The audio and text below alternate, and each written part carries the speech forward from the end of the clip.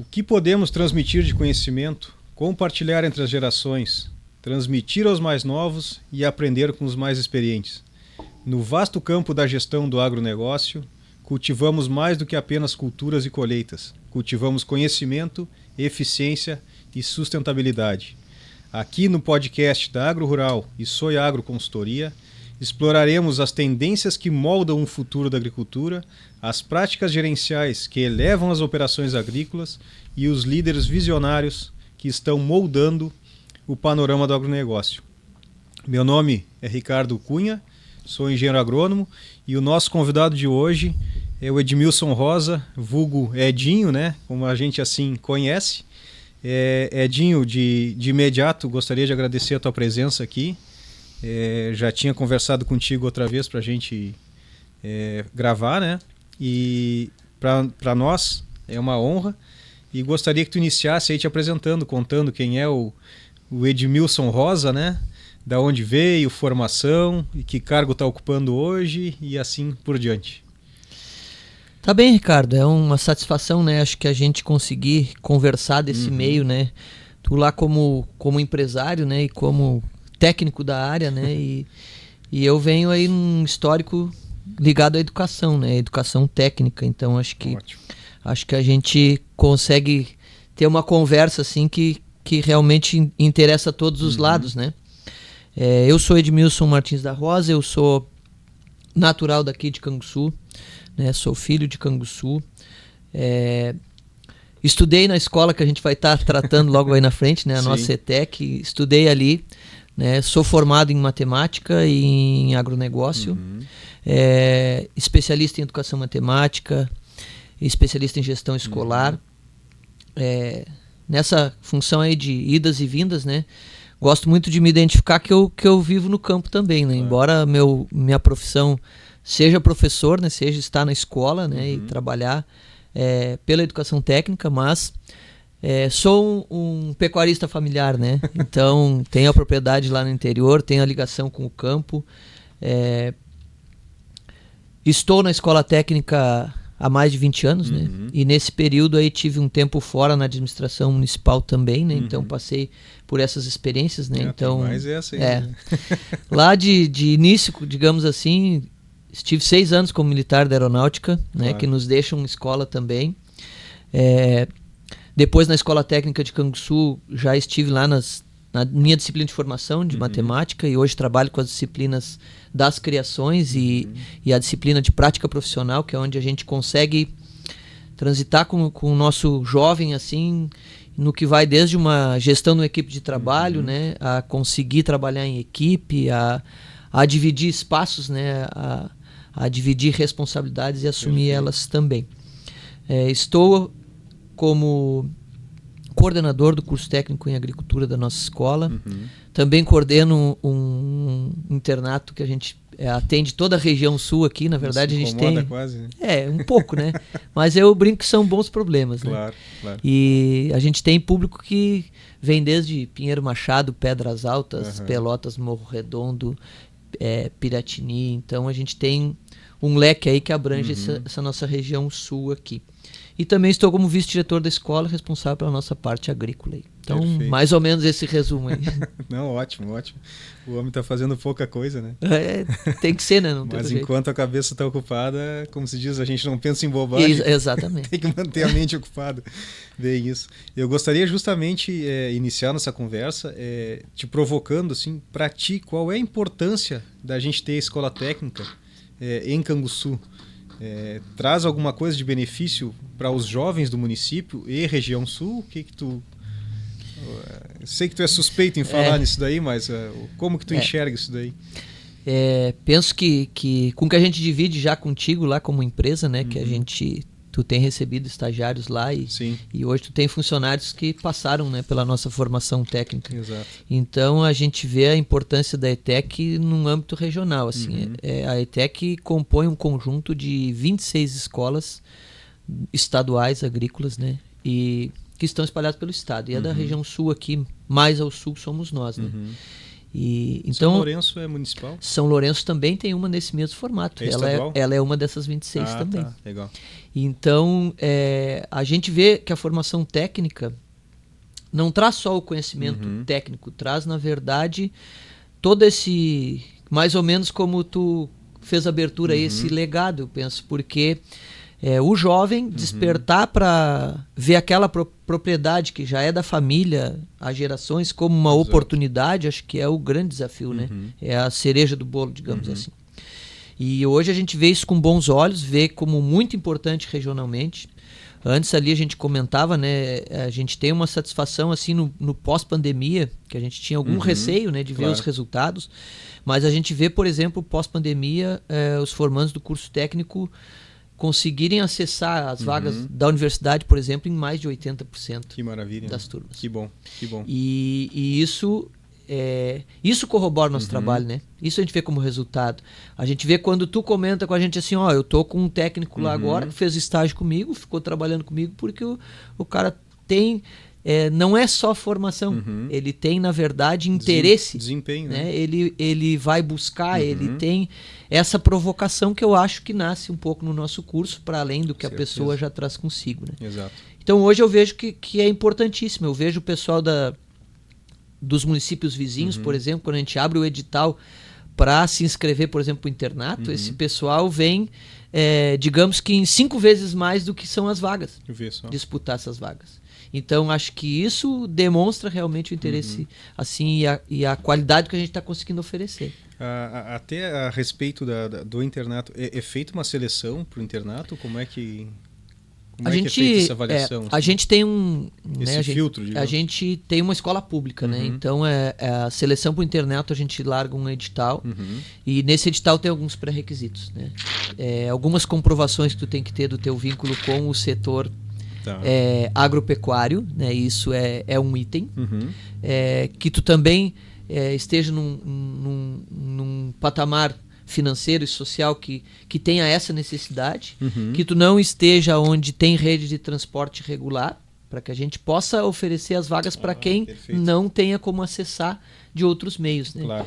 E então essa seleção é feita no início, esse edital, e também a gente vê assim que o pessoal que se inscreve e que vem para o curso vem já com essa decisão tomada, em conjunto com a família. A gente não vê nenhum jovem lá que está porque a família propõe ou porque ele está assim por descobrir se isso realmente interessa. Ele está vindo interessado. Já focado já, né? Então isso tem sido uma observação e que no pós-pandemia se acentuou mais ainda. A gente observa, e como tu falou antes, até me surpreendi, porque eu via de forma contrária, sabe? Parece que sei porque eu tenho filhos, né? E parece que no pós-pandemia eles estão mais dispersos, assim, né? Da experiência que a gente comentava antes, que eu tenho com a Fundação Bradesco, lá em Rosário do Sul, a gente viu os alunos lá, parece no pós-pandemia, mais desmotivados, assim, né? Mais com aquela sensação de que não sabe o que querem, né? Mas isso tudo eu vejo que onde tu tem uma concorrência, como tu falou, tu tem mais candidatos do que vagas, né? A pessoa que vai se deslocar, por exemplo, de Pinheiro, para morar em Canguçu, ele tem que querer, né? Com e certeza. Eu acho que esse querer é o que transforma as pessoas, né? Quando tu tá lá para matar tempo, é uma situação totalmente diferente daquele aluno que está lá para querer aprender, né? E aí eu vejo, e até já te faço a provocação, eu comento muito com os produtores assim, porque tem que ter alguma coisa errada nisso tudo, né? A gente tem um monte de jovem bom fazendo técnico, e eu acho que essa mão de obra técnica ela é essencial para o agronegócio funcionar. Então, assim, se tem muito jovem sendo formado, e tu chega no interior, principalmente, vamos pegar lavouras, principal queixa, pecuária é a mesma coisa, principal queixa do produtor, não ter mão de obra. Pô, na cidade não tem emprego, no campo não tem mão de obra, onde é que está o furo nisso daí? Eu acho que aí a escola tem um papel importante, né, de fazer esse elo, né, essa ligação, seja via estágios, enfim, mas estimular esses jovens cada vez mais a procurarem essas vagas que, cara, Tá em aberto. Hoje não tem aplicador, não tem operador de colheitadeira, não tem um operador de plantadeira. Tem que ter alguma coisa errada no meio do caminho aí. O que tu acha, assim, né? Qual é a tua visão com relação a isso? Algumas coisas assim que depois a gente tinha ali como tu me colocou ali, de alguns assuntos pra gente pensar, né? Eu acho que a gente tem um item, eu acredito que é bastante importante nisso. A velocidade da nossa tecnologia hoje é muito grande. Então a gente vê, por exemplo, que hoje um jovem que não opere um drone talvez não se insira no mercado do agro, principalmente no que se fala das grandes culturas. Né? E isso é muito rápido, porque nós estamos falando isso, o drone já existe há muito tempo, mas nós estamos falando dele nessa posição mais profissional aí, nós estamos falando, sei lá, de 2 anos para cá. Recente, exato. Né? Então é rápido isso.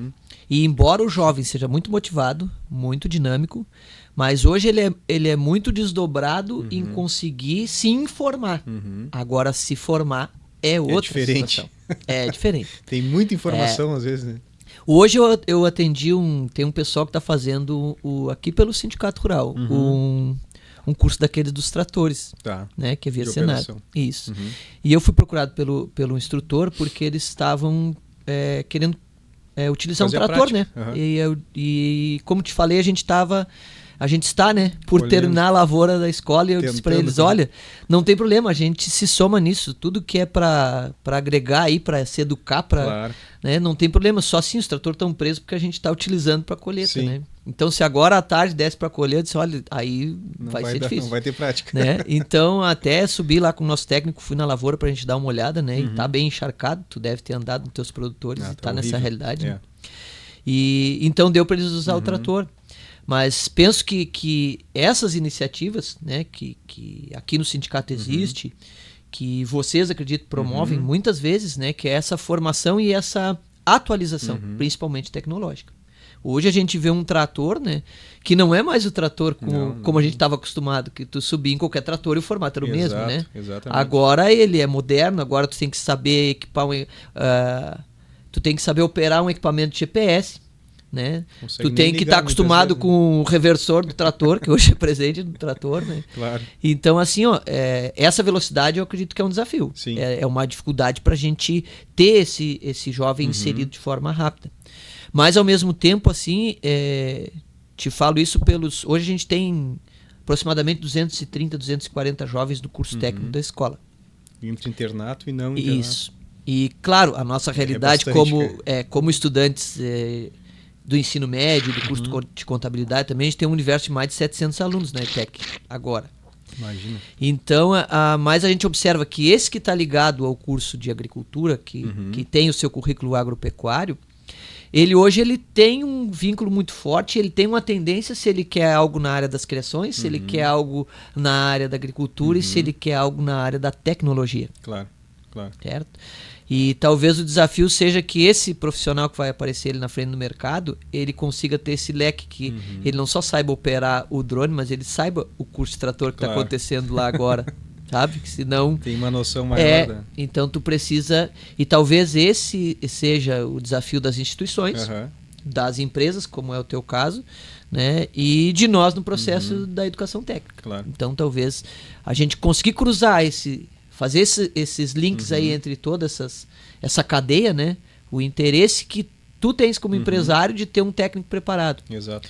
As instituições que têm fomento, como no caso das ATEGs e dos cursos via alguma entidade que consegue fazer sem um custo alto, porque na maioria das regiões e na nossa região, nos nossos municípios vizinhos, a gente sabe que o poder aquisitivo não é alto, né?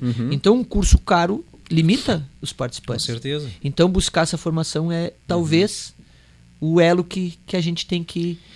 Ele tem iniciativas, mas nós temos que seguir costurando isso. Né? O que eu vejo assim muitas vezes é que era tu estava falando no pós-pandemia, que eu tenho medo é esse imediatismo, né? Que tu acha que tu vai te formar e vai conseguir um emprego dos sonhos e tu sabe muito bem, né? O que a gente deu de murro na vida aí para chegar onde chegou e E nada vem de graça, né? Então, às vezes tu almeja um salário muito alto, mas aquele cara que ganha um salário alto, ele trabalha mais do que o que ganha um salário menor. Com certeza. Então tem esse lado contrário, né? O que eu vejo assim no campo, olha, eu te digo, toda semana me deparo com isso, principalmente trabalhando com grandes culturas, né? O produtor me dizia assim, eu precisava de um operador, eu precisava de alguém que operasse a colheitadeira, eu precisava de alguém que pulverizasse com drone e assim por diante, né? E aí, como eu te digo, a gente fica pensando assim, né? O que tem de errado, né, cara? Por que falta serviço na cidade e por que falta mão de obra no campo? Então, esse técnico aí eu acho assim imprescindível para esse futuro do agronegócio, né? Ele tem que estar preparado. E dentre as seleções, tu sabe que tu nos indica alunos, né, para fazer os estágios finais, e uma das coisas que a gente assim, ó, que é pré-requisito, cara, é o cara querer seguir estudando, tá? Ele tem que querer uma agronomia, uma veterinária, uma zootecnia, uma engenharia agrícola, de preferência na área das agrárias, né? Porque muitas vezes, se ele não se achou dentro do técnico, não adianta ele insistir, né? Então ele tem livre arbítrio, ele pode trocar de profissão, não tem problema nenhum, mas que tenha essa vontade de aprender. Porque quando ele chega no campo, pós-formado, ou no estágio mesmo, cara, ele vai se deparar com 12 horas de serviço. Eu sei que lá nos estágios lá é 6 horas por dia, né? Eu digo, cara, eu não vou voltar lá do quinto para te trazer aqui a hora que fechar o teu horário. Tu vai aguentar, agora não adianta. Então, 12 horas, às vezes 15 horas no dia, às vezes almoçando lá num boteco lá, bolacha, entendeu? É o que tem, é aquela correria. Mas tudo no final tem uma retribuição, seja financeira ou seja moral. E isso daí te dá muita vontade para seguir em frente, né? Então eu vejo que essa motivação do aluno lá, ele sair do técnico motivado, seja para seguir estudando ou para seguir trabalhando, com qualificação, acho que isso daí é o fundamental para fazer esse casamento, né, entre o produtor lá, que está precisando da mão de obra, e do cara que está aqui estudando e querendo uma vaga de emprego, né? E a gente sabe, cara, que uma remuneração hoje dentro do agronegócio muitas vezes na cidade tu não consegue o que o produtor tá sendo remunerado no campo, né? Ou poderia remunerar no campo, né? Então, só para te fazer um paralelo aqui, cara, eu fui em janeiro para o Mato Grosso, um operador de pulverizador, de um autopropelido, ganhando 12 mil mais comissão, cara. Tu não precisa ser técnico, tu só tem que querer trabalhar. E aí baixa o coco e trabalha, né? Com certeza. Então, assim, tem oportunidade aí para fazer muito casamento aí, tenho certeza. Penso, Ricardo, que gosto de pensar, né, que o nosso jovem, com todo esse processo de informação, antes a gente conversava ali nos bastidores e te dizia que esse ano a gente, nos formandos do ano passado, a gente tem 2 alunos nossos, e agora vão defender o estágio agora em maio, e que foram fazer o estágio lá no Mato Grosso, numa empresa de grãos. Então, penso que o jovem está enxergando isso, né? Ele está enxergando. Claro. Claro que nem todos vão conseguir ter esse discernimento para se aventurar, né? Para fazer esse voo, né? Agora, mas as iniciativas eu acho que que vão trazendo esse movimento. Claro. Né? Então, hoje, penso que o que tu fala, por exemplo, a legislação para o estágio é 6 horas, mas o que a gente costuma dizer para os nossos alunos, para os nossos estagiários, né? O campo, ele não para. Exato. As criações, elas não param. Né? Eu trabalho com a área das criações com eles e não é diferente para as culturas, né? Isso tudo é 24 horas por dia, 7 dias por semana, 365 dias e 6 horas por ano, né? Tá contadinho. Então, mas eu acho que essa camiseta eles já entendem de vestir. Claro. E a gente entende que tanto nas criações quanto nas culturas existem momentos, né? Momentos lá, janelas que são importantíssimas, que realmente tu venha a dormir menos, que tu tenha que te alimentar em trânsito, claro, né? Que tu tenha que fazer esses esforços, né? Assim como tem momentos, né, que tu vai conseguir relaxar um pouco, né? E estar mais em observação, né? Porque tanto as lavouras quanto as criações, a gente vê que só o gostar não adianta. O pessoal precisa aprender também que a observação é algo importantíssimo. Claro, né? Exatamente. A gente vê que cada vez para produzir, tu precisa ser mais eficiente. Né? Acho que nas lavouras E aí eu faço uma crítica ao setor que mais gosta, que são as criações, né? Mas acho que as lavouras estão muito mais eficientes do que as criações. Talvez, cara. Talvez. Mas do ponto de vista que vejo as lavouras contratando assistência técnica. E as criações dificilmente contratando assistência técnica. Exato, Isso claro, a gente entende que os mercados às vezes não estão favoráveis e etc. Mas o que a gente vê é que se tu te fecha, ao invés de fazer algum investimento, de fazer alguma melhoria, alguma inovação, na verdade, cada vez tu vai ter mais problemas. Claro. Né? Então, acho que isso é um diferencial que tem que ser entendido. Né? Eu lembro de uma palestra tua, e talvez tu não lembre, logo que tu voltou lá do teu intercâmbio do doutorado. Tá. Né? E que, se não me falha a memória, a área era de forrageiras. Isso. Né? Sementes forrageiras. Isso. E vi, assim, vídeos, imagens que tu trouxe, né? E de realmente locais com investimento em pecuária. Exato. E a gente, por viver num bioma aqui, nosso bioma aqui, a gente está mais ou menos na transição entre Mata Atlântica e bioma Pampa, mas a gente tem, tu é o entendido tecnicamente nisso, né? Mas a gente tem mais de 400 espécies forrageiras disponíveis, né, no ambiente. E a gente fica meio mal acostumado com isso. Exato. A gente não produz alimento, a gente não estoca alimento e depois a gente não entende por que o nosso gado faz efeito sanfona. Exatamente. Então aquilo, eu uso o teu exemplo daquela fala naquele momento que tu chegou assim, e do quanto aonde a pessoa tem adversidade, tem um inverno gelado, uma geleira, né, tempo de neve, e que ele produz alimento e consegue ter índices melhores em produção animal do que nós que estamos onde a natureza oferece. Né? Então, talvez esse comodismo, esse conforto que te leve a não investir, né? E aí tu vive como o meu pai que diz, né? O cara vive como um índio na Amazônia. O que a natureza dá para ele, ele retira. Se não der, tu fica na mesma. E o teu custo é baixo nessa pecuária tradicional, né? E acaba muitas vezes, como tu falou, a lavoura se sobressaindo frente às criações ou à pecuária, enfim. Então é complexo, né? Se tu for, como tu falou ali antes, se tu analisar, assim, a gente vive em uma das poucas regiões do mundo onde se tem campo nativo de qualidade. Então, assim, para te ganhar dinheiro aqui, basta tu abrir a porteira e botar um animal a pastar. Só isso. Aquela maquininha está transformando pasto em carne, tu vai vender essa carne ou leite, etc. Outras regiões, como, por exemplo, na Nova Zelândia, lá, tu não tem esse campo nativo de qualidade e isso te força a investir.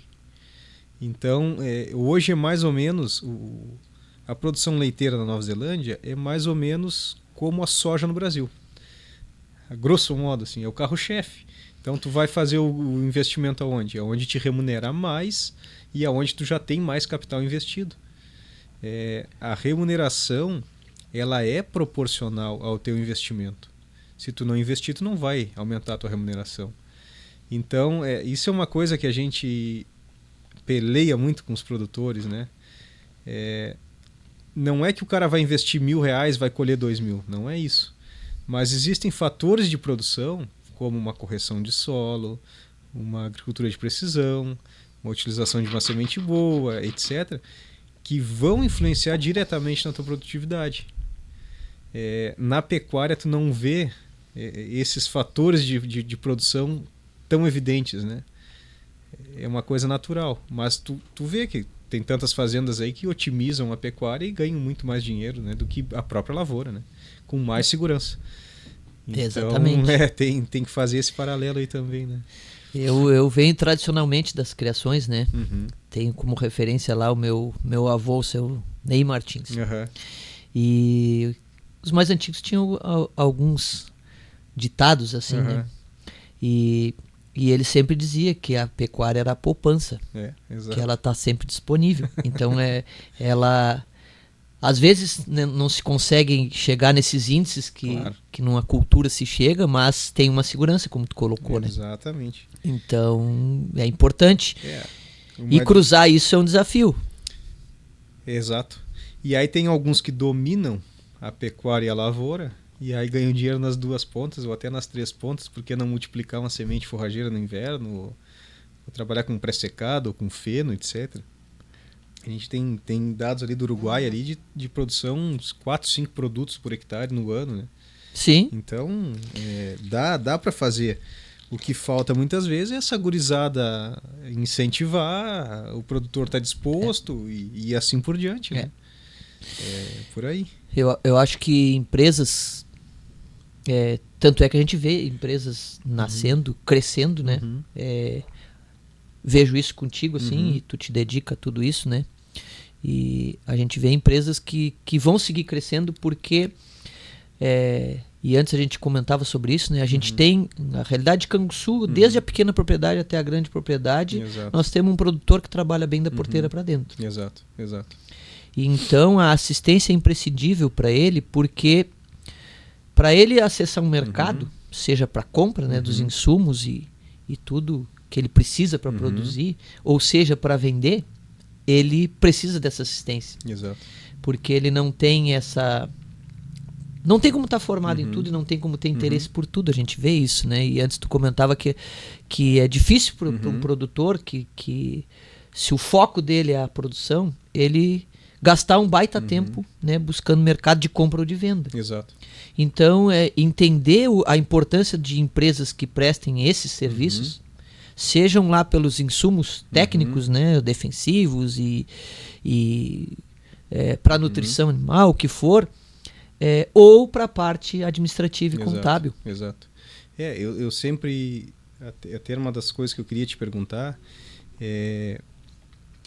eu não tive uma educação financeira na escola, tenho certeza que tu também não, e a grande maioria também nunca teve essa educação. Então é coisa que a gente vai aprendendo ao longo da vida e depois estudando e desenvolvendo, né? Mas esse produtor, como a gente comentava antes, a grande maioria dele não tem sequer o primeiro grau. Hoje trabalha muito capitalizado, com altos investimentos, enfim, seja ele pequeno, ele está capitalizado, seja ele grande, mas muitas vezes ele não sabe fazer essa gestão desses recursos, né? E eu acho importantíssimo, cara, era uma coisa que tinha que desenvolver na escola, esse senso esse raciocínio sobre essa parte de gestão financeira, entende? Cara, o tabaco lá, pô, esse ano vão rachar ganhando dinheiro, tá, mas quanto é? O que é isso? Só sabe dizer que o cara vai ganhar dinheiro, mas quanto é que ele vai ganhar? Em reais, em porcentagem? Qual é a rentabilidade de uma lavoura de tabaco? Qual é a rentabilidade de uma pecuária? Qual é a rentabilidade de uma lavoura de soja? Tem que chegar nesses números. E para te chegar nisso, só tu sabendo custos e sabendo produtividade. Então, assim, dentro da escola, vocês têm algum programa assim focado nessa parte de gestão, de gerencial, digamos, né? Agora eu nem tinha te contado isso, né? Por isso que eu trago uns alfarrábios, assim, né? Professor sempre carrega caneta, papel, essas coisas, certo, né? Mas uma carta na manga, a gente tem um curso de contabilidade, né? E que funciona à noite, que tem um público grande, né? Que deveria ser integrado ao técnico, tá. Te digo. Pois aí tu vem me dando uns ganchos interessantes. Olha aí, ó. Porque a gente tem tentado transformar algumas coisas, né, nessa área da educação técnica. Por que eu estou te dizendo isso? Né? E depois posso compartilhar contigo aqui, ó, porque tá em negrito aqui, né? Curso técnico em agronegócio na Escola Técnica Estadual Canguçu. Olha aí, maravilha. Nós temos alguns propósitos e alguns desafios, né? Então, um desafio de estar na gestão da escola, né?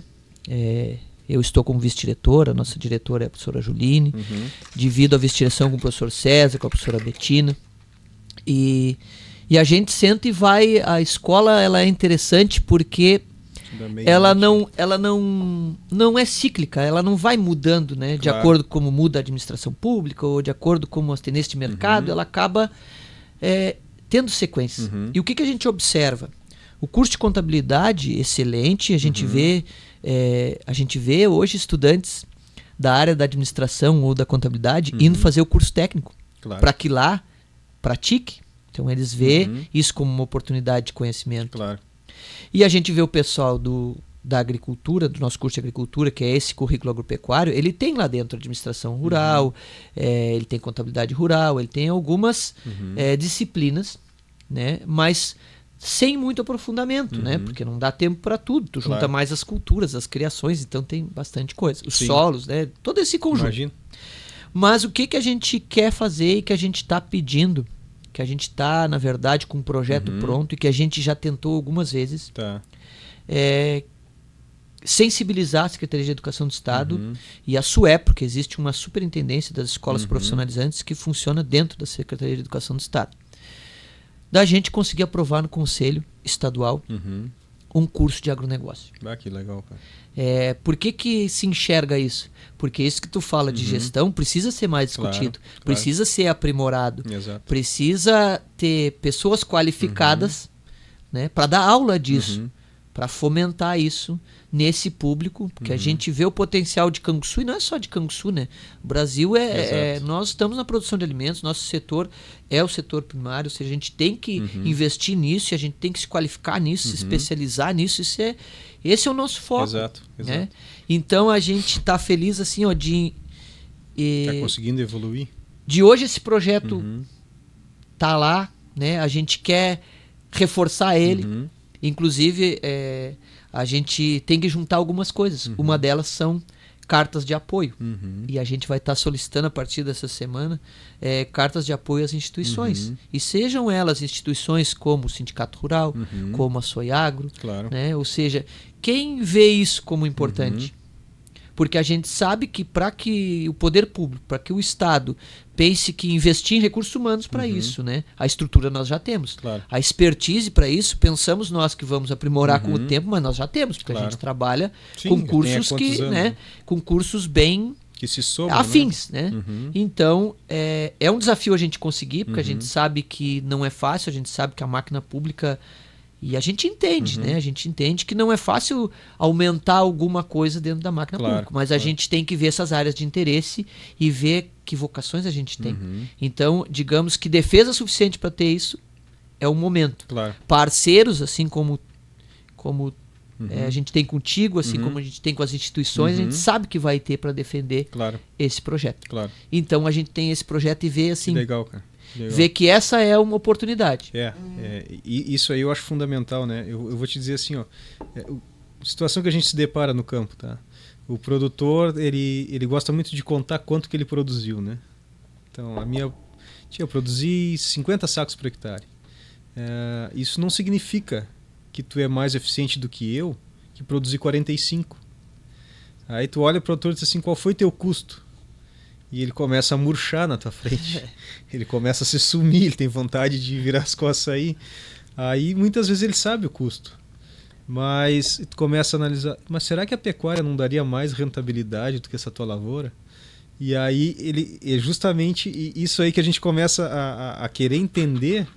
Porque hoje, se tu pegar, cara, a gente está ainda é o maior minifúndio. Tem alguns títulos que Canguçu hoje não está assim, não está... Digamos que nós temos o título nacional de capital da agricultura familiar, né? Por essas pequenas propriedades, por esse grande número de pequenas propriedades. Mas hoje esse minifúndio da América Latina ele é discutido, né? Então a gente tem, os censos acabaram mudando alguns critérios, digamos assim. Eu entendo que se a gente fizer um estudo disso, a gente ainda é. O maior, né? minifúndio. Chegou a ser da América Latina. Essa era a posição. Mas é claro, hoje tem alguns índices que mudam, né?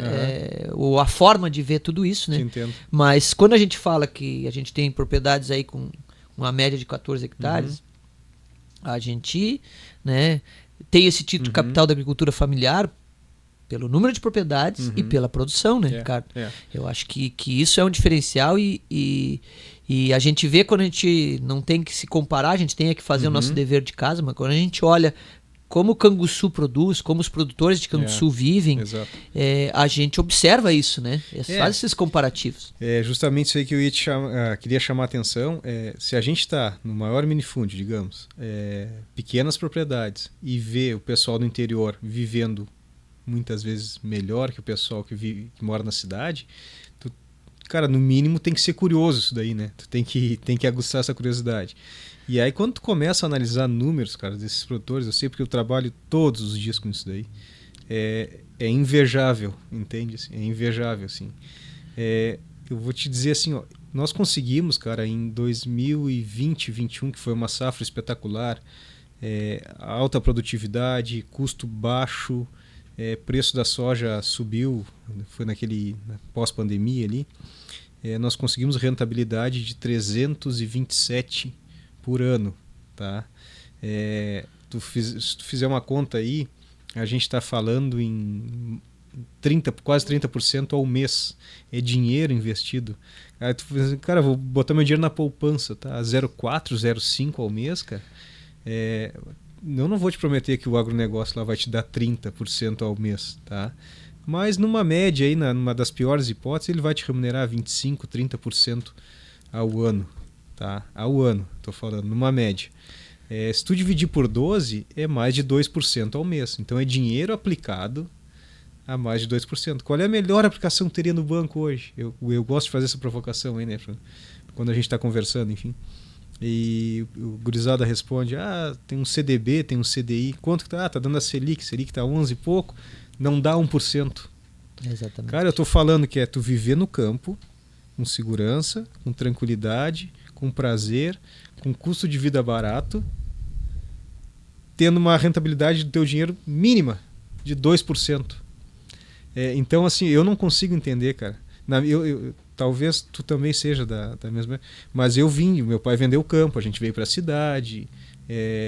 Pelo valor que ele vendeu o campo na época, hoje ele não compra 5 hectares, eu acho, entende? Então, eu sou prova daquele êxodo rural, né? O pessoal tinha que vir para a cidade, E hoje eu vejo, cara, graças a Deus, um movimento contrário, né? A gurizada se qualificando na escola e retornando para o campo. Porque essas culturas estão remunerando. A pecuária está remunerando. O arroz, a soja, o tabaco, a pecuária leiteira, enfim.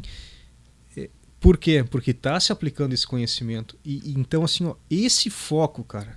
O cara tem qualificação, tem uma boa qualificação técnica, mas ele é obrigado a ter uma formação financeira, cara. Ele é obrigado a ter, assim.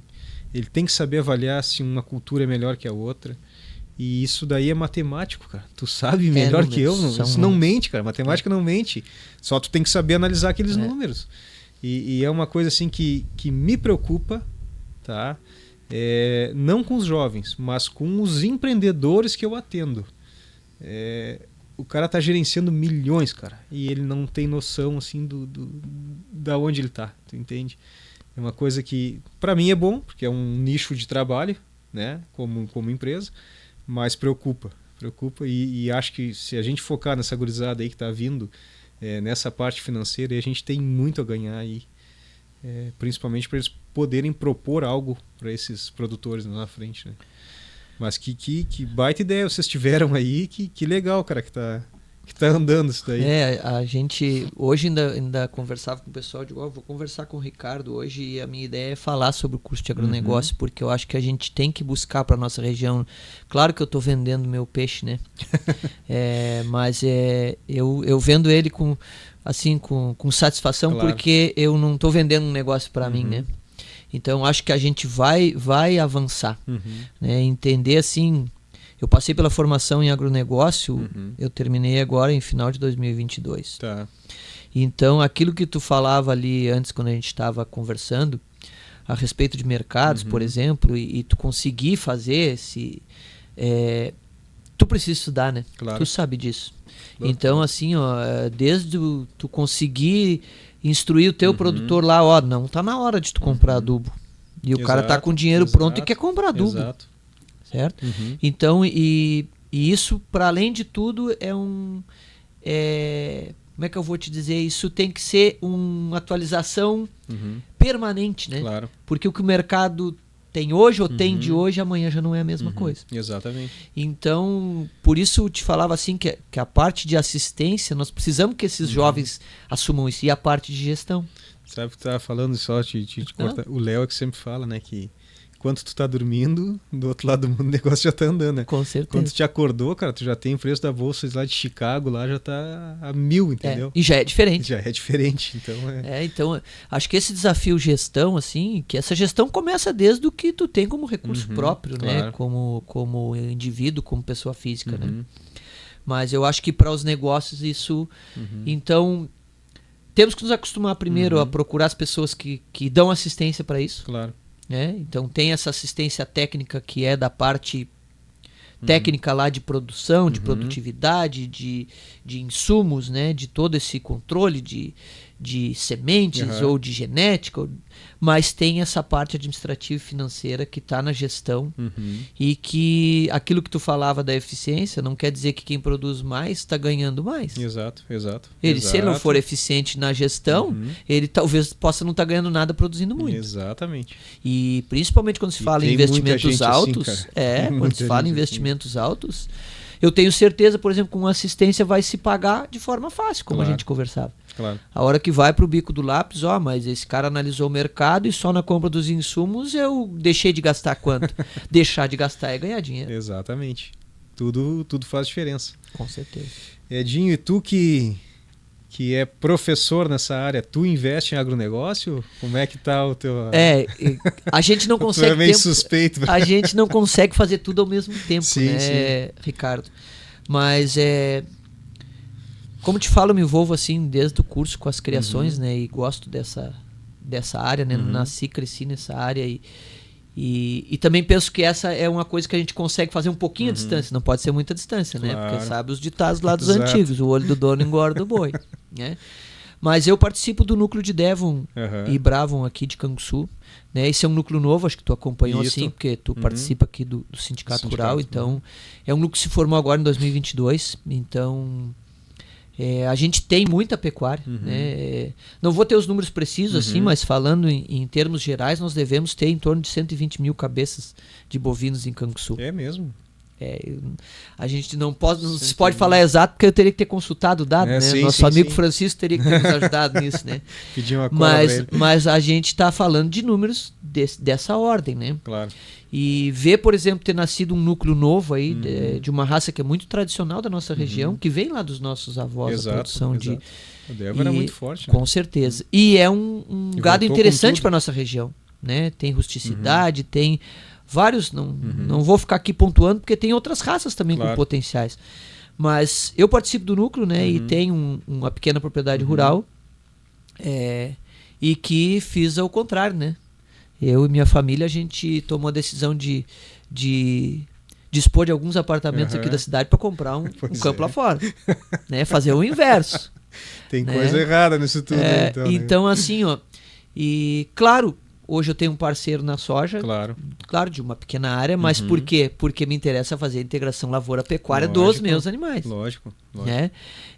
Eu também te vi em alguns momentos falar de integração lavoura-pecuária e é uma pena que o lavoureiro, que o produtor de soja, né, que o das grandes culturas não consegue cruzar e que também o pecuarista não consegue fazer a sua parte assim, porque a gente sabe, né? Cada um puxa para um lado. Né? A gente vê os desafios, por exemplo, duas safras, discute isso. Exato. Por que a gente não faz duas safras, sejam de culturas ou seja fazendo integração lavoura-pecuária? Nós estamos dispensando uma janela toda. Exatamente. É como que em meio ano eu não produzo nada, deixo parado. Exato. Tu falava ali dos grãos, a gente vê hoje quanto é que tá agora a semente de azevém e de aveia. Esse ano, eu te digo, uma pastagem bem feita de 800 a R$1.000, cara. Então, assim, e se o produtor tivesse produzido grãos dessas forragens no inverno? Tem muita coisa para ser explorada, né? Quando tu fala assim que tu abriu mão de imóveis urbanos para investir em imóvel rural, cara... Eu volto a dizer assim, tu é professor de matemática, tem formação em matemática também. Sim. Então, assim, certamente tu fez conta, né? Conta, certo. E aí, como eu te falei, cara, tu acordar de manhã, fazer um mate na campanha, aquela qualidade de vida, aquele ar, e ganhando dinheiro, não tem coisa. Porque o negócio se torna ruim quando tu não ganha dinheiro, cara. Então, a gente vive num mundo capitalista, não tem como negar isso daí, né? Ninguém vive de prazer, tu entende? Cara, agora tu tem que buscar qualidade de vida com a família, etc. E ganhar dinheiro. Então, eu vejo esse agronegócio muito pujante, assim, né? E no nosso município mais ainda, né? E tenho certeza que daqui para frente vai ser isso daí, né? Não adianta. Eu acho que contagiar, principalmente o público jovem, mas aquilo que tu falava antes lá, que a gente via o êxodo rural, né? Nossa juventude era assim. Exato. Né? Exato. Parece que quem não fosse para a cidade não estava não tava vivendo, né? Bem isso. E acho que o mundo em si, né, conseguiu enxergar assim que qualidade de vida não é esse superficial, né? A gente precisa de todo esse movimento, de toda essa... Claro. O jovem precisa da balada, né? Nós precisamos de tudo isso, né? De experienciar tudo isso. Mas com certeza a maioria do nosso tempo nós precisamos de qualidade de vida, né? E a gente vê isso hoje como muito bem tratado e um marketing muito grande do quanto o meio rural traz qualidade de vida. Exato. Então hoje eu vejo isso com os meus filhos, tu deve ver isso com os teus filhos, né? Que muitas vezes eles até não querem ir para fora e tal, mas daqui a um pouco eles querem, né?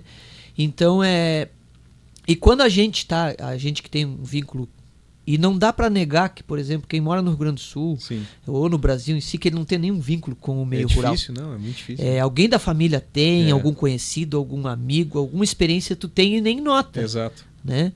Então, quando tu te vê, tu quer fazer uma atividade dessa. Então, eu acho que só hoje se ter essa perspectiva de enxergar que o meio rural ele tem todo esse conforto e todas as oportunidades que o meio urbano também tem, e ele não tem problemas que o meio urbano tem. Exatamente. Eu acho que isso já começa a ter movimentos, né? E uma expectativa, assim, uma perspectiva de que só vai crescer. Enxerga com outros olhos, né? Com certeza. É fundamental essa visão aí, eu acho que não é um caminho sem volta, né? E que bom que está tomando esse rumo. A gente é meio suspeito já falar disso. Com certeza. Com certeza. Edinho, não sei se tu gostaria de colocar mais algum tema que a gente pudesse propor. Sei que o horário também já está meio... Sei que tu tem compromissos, né? Tem que ir para a escola, né? Tem que dar aula, né? Tem que ir para a escola, esse negócio. Tá certo. Mas fica à vontade se tu quiser propor mais algum assunto. Não, eu penso que, assim, agradecer, né, Ricardo? Agradecer a ti, agradecer ao Terra e Campo, né? A gente vê que tem desafios, né? Não para nós, para toda a humanidade, né? Exato. E a gente ouve muito, e isso não é modismo, né? Produzir alimentos é um grande desafio. Com certeza. Né? E penso que quem se envolve com isso, realmente, para além do lucro que se precisa, porque nenhuma atividade se sustenta se ela não for rentável. Ela não vai se sustentar, o mundo é capitalista e cabe a nós melhorar esse sistema, mas também só criticar ele não adianta, porque se a gente chegou nesse momento, talvez seja esse sistema o que funcione. Né? Então melhorar pontos negativos dele é um desafio para nós todos, né? Mas enfrentar essa produção de alimentos e ter qualidade de vida e melhorar coisas para deixar um legado, como gosto de usar o termo aí que tu bem coloca, assim, né? Acho que para além daquilo que possa uma geração futura herdar, para além disso, essa condição melhor como um todo, eu acho que é muito desafiador. Então, assim, satisfação, agradecer a parceria da Agro Rural e da Soiagro, né? Perfeito. E de tantas outras entidades que dão apoio para nossa escola. E gosto muito de trabalhar com educação, não é à toa que estou há mais de 20 anos nisso, né? Sair por um período aí para essas experiências que também são importantes. Acho que participar do meio público é importante, conhecer isso, ver as dificuldades, a gente tem que enxergar tudo isso, nada... Porque às vezes fica só criticando, né? E não aquilo que a gente também pincelava antes, né? E que o Everton que está ali também, a gente conversava sobre isso, né? É um desafio da gente se desacomodar a não reclamar, né? Claro. E não quer dizer com isso que a gente aceite as coisas, mas quer dizer que a gente precisa lidar com esses problemas. E a gente é feliz em dizer assim que nós temos uma escola com muitos problemas, com certeza, mas a gente tem uma escola também com isso é muito com bom, produtividade. Isso é muito né? bom, cara. Então penso que não te acomoda. Que seguir nesse rumo, né? Entender que os nossos índices mostram que o caminho é bom, claro. Né? E que a gente tem parceiros de caminhada assim, sólidos, né? E a gente está de portas abertas. As ideias não são só nossas. Pensar num curso de agronegócio não é algo que dá um estalo em alguém que trabalha lá. Claro. É algo que a gente vem enxergando ao longo dos anos, que a gente já propôs em alguns momentos e não conseguiu efetivar, e que a gente vai lá e propõe de novo, né? Tem que estruturar muito bem, né? Então eu acho que que é uma crescente, assim, que é observar um movimento, observar algo que é importante para nós enquanto região, e enquanto vocação, né? E realmente algo que é produtivo para a humanidade. Claro. Né? Essa questão da educação é fundamental, né? É o que a gente discutia desde o início. E que bom, cara, que bom ver vocês assim, desculpa o termo, mas entesados, né? Com vontade de querer fazer as coisas acontecerem, né? Coloco lá a Agro Rural, a Soiagro à disposição, que vocês precisarem. Acho que a gente tem que cada vez mais estimular esse jovem aí a buscar essas oportunidades e esses nichos de mercado e fomentar esse negócio que está cada vez mais rentável e cada vez mais produtivo, né? Então, obrigado pelo teu tempo aí, por ter disponibilizado.